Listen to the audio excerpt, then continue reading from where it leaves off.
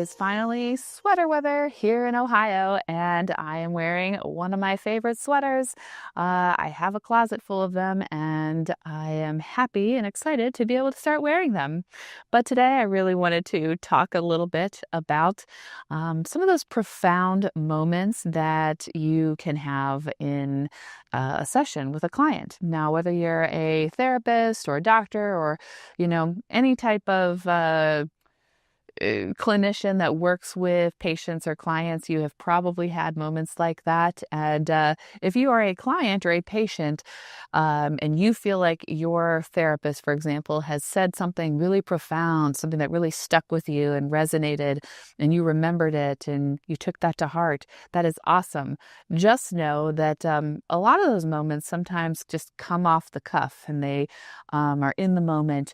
And when you come back to session, you're like, that thing you said was so great. On the other end of that couch, opposite you, we're probably going, what was that I said? Because I don't remember. So maybe you share it with us. But I had a moment recently with a client, and I tend to like to use analogies, metaphors, things like that to connect with people. And I often encourage my clients to use analogies to connect with people in their lives. So when they tell me that, their husband, their friend, their mom, their so-and-so doesn't understand, I encourage them to think of something that their person would understand, and then use that to describe their issue. For example, if if your husband is a car person and, you're trying to explain something mental health related, you may try to find a way to connect it to something with working with cars so that maybe it connects better with him. And I was in session with a client, and we were talking about relationships and, healthy relationships and connecting with people. And this can, go for anybody, whether it's a romantic relationship or a friendship, just connecting with other people. And I had to jot some notes down for myself so that I could remember it and share it. Because I thought I feel like that connected well. But in the moment, it was just like coming to me, and I was saying these things, and I was like, yeah, this makes sense. Please don't forget this information. I want to be able to use it again. So here's my way of sharing that with you. So feel free to use it for yourself. So when we think about relationships, when we think about building a foundation, again, whatever kind of relationship you're talking about, we want to talk about that, like that foundation. It is often referenced like spiritually, when you build your house on the sand, what's going to happen versus building it on rock or concrete or something solid, right? Well, when it comes to a relationship, you want to do the same thing, right? You want to build a firm foundation to provide something for that relationship to grow on and to build upon. And so talking about relationships in the extremes. And my analogy was with like the ocean or jumping into a body of water that is unexplored or that we know nothing about. So when we go or enter into a relationship where we're maybe running off of our feelings and our biology and our hormones, and, the first thing we, want to do is like jump in and have sex. Like we just met you, and we're all hot and heavy and, we're going for it. Sometimes that's the way people handle their relationships. Probably not the best way to start a relationship, though. That's like jumping into a body of water head first, having not explored anything below the surface. And we know what can happen if we do something like that, right? We don't know what is below the surface of that water. Rocks, creatures that could hurt us. There could be anything there. And the same thing happens with a relationship. We jump head first into a relationship that we know nothing about. We're more likely to be hurt by it in some way than if we maybe go to the other side and we try to explore.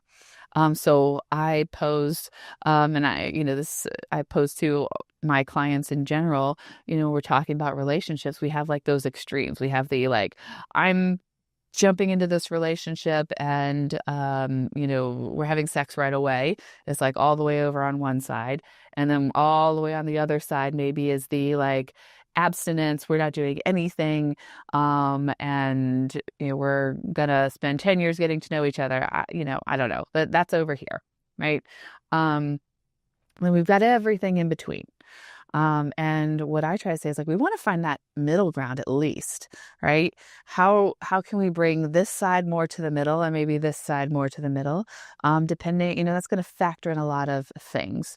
And what I was explaining is when we think about a relationship, we almost want to think about it like a beach and the ocean that's out there, right? And we want to spend time with somebody on the beach, just getting to know them. We're not even touching the water yet, right? Those are those dates. Those are those going out with friends. That's, talking about who they are, what they like, getting to know them, their history, their background, their likes, their dislikes, their quirks. And then we want to, dip our toes into the water. We want to feel that water. We want to do a little bit at a time, go in, come out, go in a little further, come out. We're not going scuba diving out there in the deep, deep water right off the bat, right? We want to get there. We want to build that relationship to the point where we are scuba diving all the way out there. And we're seeing all the stuff that's below the surface. We're seeing all the creatures and the rocks and the drop-offs and the dangers, as well as the excitement and the the passion and the trust.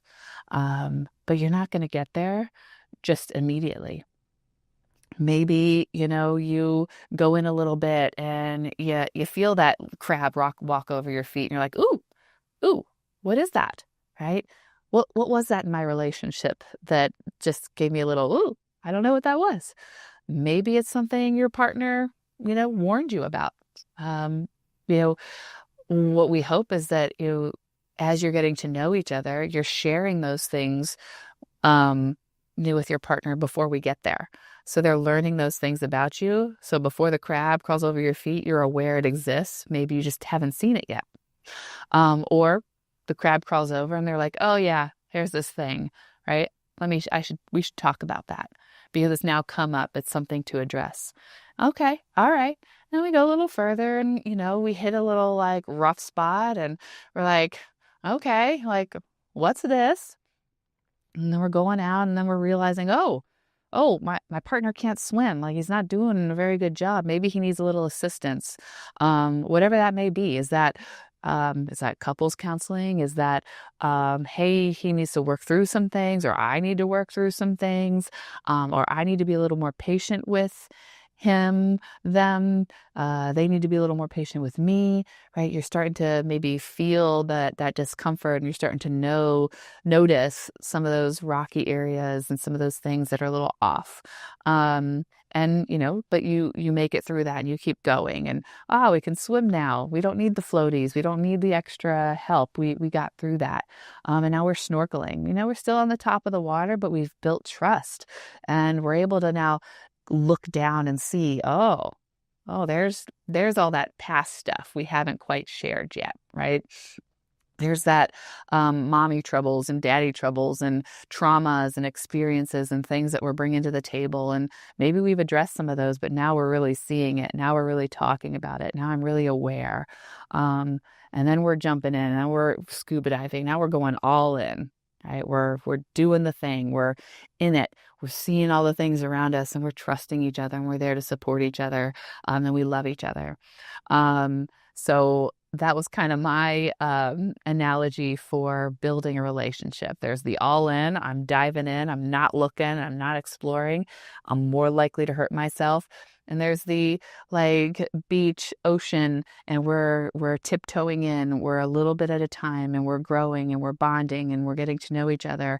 And through that process, that relationship may last all the way up to the scuba dive, right? Or it may putter out, knee deep because, you realize something, you learn something about each other that you just can't get past, or you realize you're not compatible. And that's okay, right? Because you spent that time getting to know each other. You spent that time, sharing information, building that foundation, not necessarily jumping all in.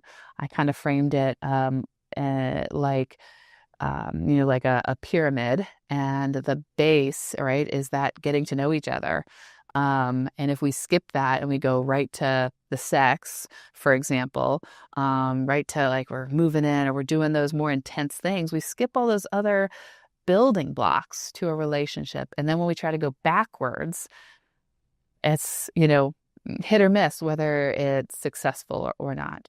And some people, as I've said, I've said to my clients, sometimes for some people that works, or it works for a time being and then it stops working.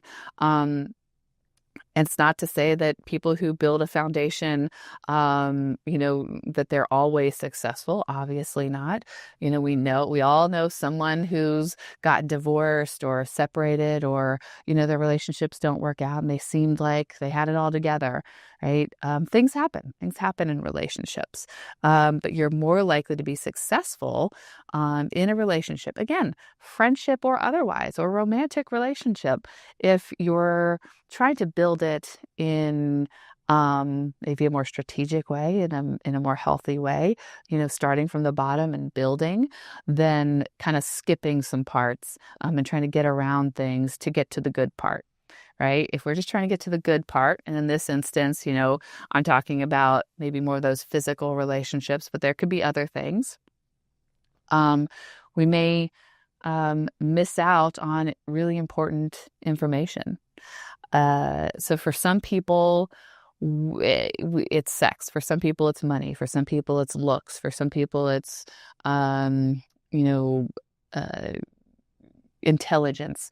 There's all kinds of factors that we maybe put in front of or before other factors. And we don't want to look at all the other things, and we rule stuff out. One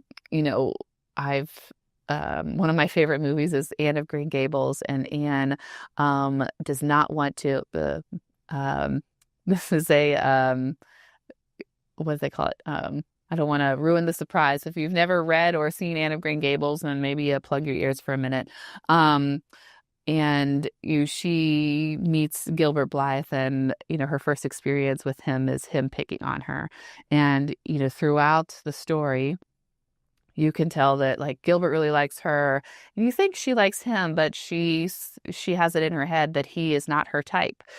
She has this ideal person she wants to be with, and she lets that cloud her vision and cloud her ability to like Gilbert for who he is, and to see that he is maybe her ideal partner. Because of that vision. Now, eventually they get there, and, they realize that, and it all ends happily. But, it takes her a lot of time to realize that that's not really what she wanted. And she had this ideal image of someone that she wanted, and that wasn't, that was preventing her from seeing what was right in front of her. And so sometimes that may be you. Maybe it's a friend, you're like, they don't quite fit that image or that picture of what I thought a friend was, or I thought a partner was. And maybe you're missing out. So just something to consider and think about. I thought this was something I had to share, and I had to write it down because I didn't want to forget. I tend to think of those things and say them in session with people, and I'm like, oh, that was so good. And then as soon as the session is over, I'm like, I don't remember what I said. And I know it was like, great. So if you're like that, write that stuff down, share it, so that somebody else can use it. Now, maybe you've thought of this before, and this is nothing new to you, but it was new to me, and I thought it was a pretty great analogy. So I'm going to use it, and I appreciate you listening to mine. I have lots of other analogies I could use, and I share those on here when they come up every so often. So I would love to hear your analogies. If you have any therapy analogies for things, I think they're great and helpful and useful. And I love hearing them and I love sharing them. So yeah, please share yours with me. I'd love to hear them. Until next time, I'll see you again next week.